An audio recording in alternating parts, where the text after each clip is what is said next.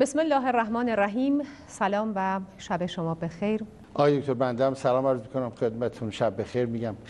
من قبل از اینکه بحث شروع کنم آقای عبدالرشیدی، آقای دکتر، فقط خدمت عزیزان اعلام بکنم که این برنامه به صورت زنده از شبکه یک سیما و رادیو ایران همزمان پخش خواهد شد. خیلی متشکرم که همچنان همراه ما هستید. این تشکر شما خیلی حق بود، چون کسایی که برنامه‌های زنده شما رو دیده باشن که چطوری با اتاق فرمان و با فیلمبردار و با کارگردان دعوا میکنی، خیلی دل و جرأت داره که همچنان میشینه پای برنامه شما.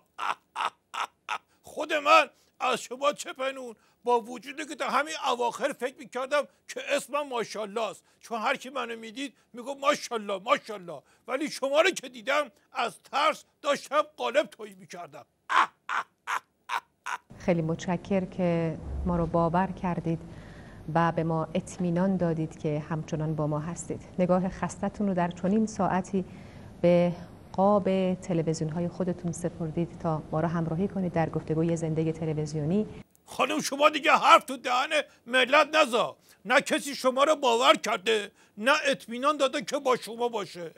یه حرف راست زدی، اونم اینه که ملت خسته شدن، کسی حوصله نداره. زود باشین 4 تا سوال استراتژیکی بکنین که من دور رو دست میگیرم.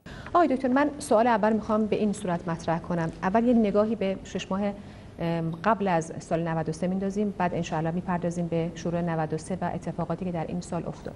کلا 6 ماه آخر سال 92 داستان مذاکرات بود و رفت و آمد جام زهر تو دست مقام عظما. همون بود که الان رسیده به اعماعشای مقام عظما و حالش اصلا رضایت بخش نیست. به خاطر مصرف زیاد دیگه. آره، حالا تو بحث استراتژیکی بیشتر میگم که خود مصرف زیاد به خاطر چی بوده. به هر حال الان وضعشون دلواپسی و نگرانی ایجاد کرده. پس شما امشب این نگرانی مردم رو برطرف کنید آقای دکتر. مردم که نگران نشدن، مردم خوشحال شدن، بسیجی‌ها دلواپس شدن. شما کجای کاری؟ دلواپسیش هم برمیگرده به مذاکره با 5+1 که آخر عاقبتش بالاخره چی میشه؟ وقتی بحث مذاکرات با 5+1 پیش میاد آقای دکتر، خیلی ها این سوال براشون پیش میاد که آیا حقیقتاً تنها در مورد بحث هسته‌ای و تحریم ها مذاکرات اتفاق میفته، صحبت میشه، یا ممکنه که مسائل حاشیه‌ای هم در این مذاکرات صحبت بشه در موردش؟ خب دعوا سر همینه دیگه. وقتی یه جا سر کلاف باز بشه که شده، دیگه سر همه چی صحبت میشه. پس برای چی سر تا پای نظام تو دلواپسی هستن؟ از ته مذاکرات بگیر، با زهر حقوق بشر و داستان عراق و سوریه و یارانه و گرون شدن نفت و بنزین و اینا، حالا تو حسابشو بکن چه بدبختی باید بکشی تا به بسیجی و پاسدار حالی کنی که با همه این دلواپسی ها جیک کم نباید بزنی، عین خود مقام عظما دندون بذاری سر جیگر مذاکره را بکنی. زمان بر که سهل اعصاب بره، چون که توضیح دادن به بسیجی ها مثل آب دادن به گل مصنوعیه، امیدی بهش نیست. از این طرف مقام عظما میگه بابا زهر رو بخوریم اما یواش یواش. از اون طرف این بدبختایی که از مذاکره برمیگردن گیر بسیجی‌های زبون نفهم هم میفتن. یعنی یه سری اونجا تو مذاکره فک و فوکشون صاف میشه، یه سری هم ضربه تو پک و پوزشون اینجا باید بخورن.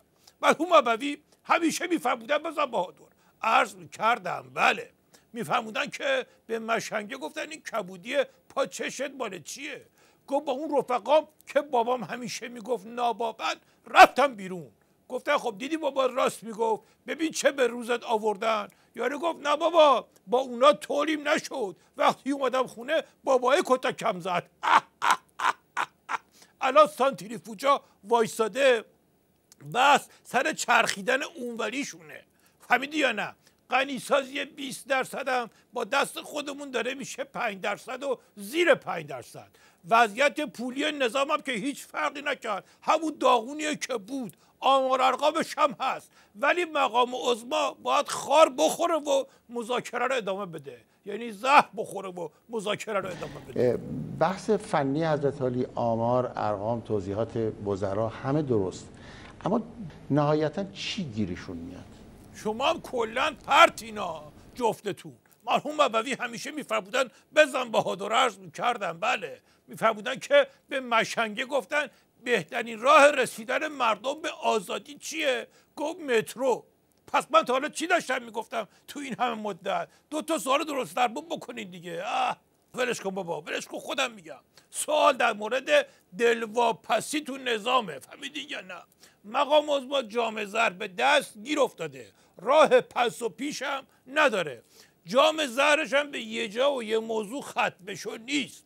از اون گیر افتادن هاسا که بیرون اومدن قیمتش از رفتن تو هم بیشتره.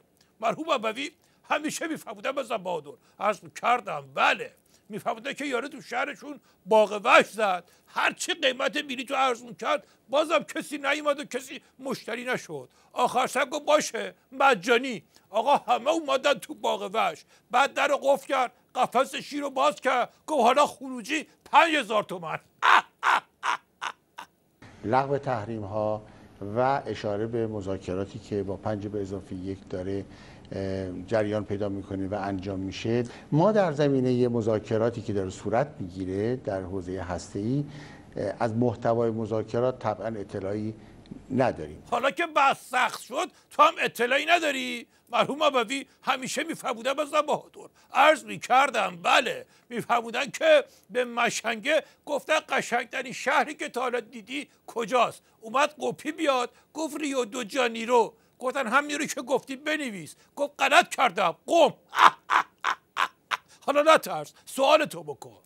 ما کجای مذاکرات با 5+1 و هسته‌ای هستیم و دورنما چقدر خوشبینانه است؟ حق داشتی به ترسی سوال کنی، چون خیلی پرتی. از اونایی هستی که وقتی آدم باهات آشنا میشه بعدش به هر دری میزنه که فراموشت کنه.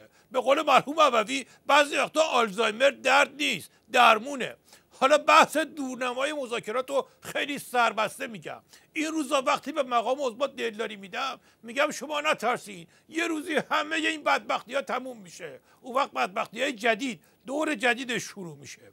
وضعیت ایشون مثل همون مشنگه است که میگفت رمز موفقیتم رو عوض کردم ولی الان هر کاری میکنم یادم نمیاد.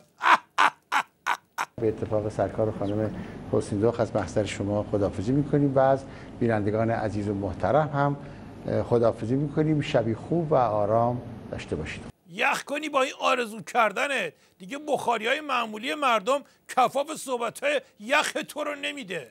یعنی خود دارندگان بخاری باید برن بخاریشون تغییر بدن یا دولت بهشون کمک میکنه؟ ببند دهنت دیگه، حوصله آدمو سر میبری. آقا دوربینو خاموش کن تا من اینو تربیتی بکنم.